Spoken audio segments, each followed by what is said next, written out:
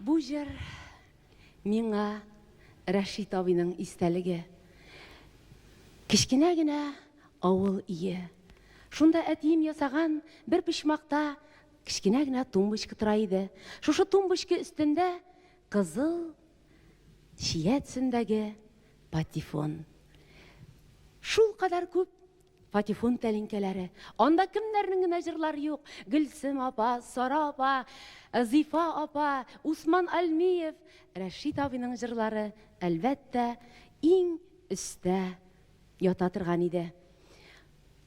Өйдә кеше булмаган чакта шушы тәлинкәләрне тыңлый идем дә, хыялымда оча идем, бии идем, канатлана идем. Шулай хыяллана торгач, бер вакытны шушы тәлинкәләрем челпәрәвә килеп, идәнгә килеп төште. Һәм әлбәттә инде ватылдылар.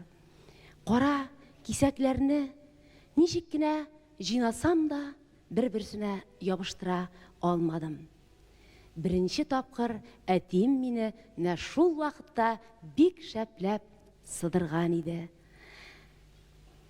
Менә шушы җыр минем күңелемдә гомерем буена озата барды. Ләкин бу җырны хатын-кыз җырчылар җырламый, ул ирләр тавышына язылган җыр. Шулай булса да, бүген мин менә шушы җырны җырларга батырчылык иттем. Ә инде менә хәзер алда җырлаячак җырым ул Зифа апаның истәлеге.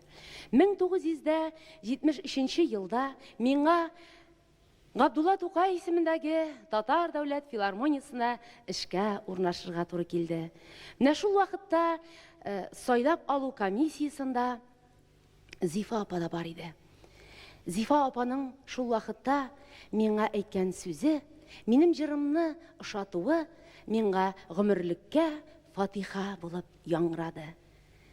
Юксыну җыры ул иң беренче тапкыр Зифа апа тарафыннан башкарылган. Шагыйрь, халык шагыйре Сибгат Хаким фронттан үзенең сөйгәне Мөршидәгә шушы җырның сүзләрен язып җибәргән. Һәм ул безгә кайтаваз булып, аның сөйгәненә кайтаваз булып килеп җиткән. Юксыну җыры.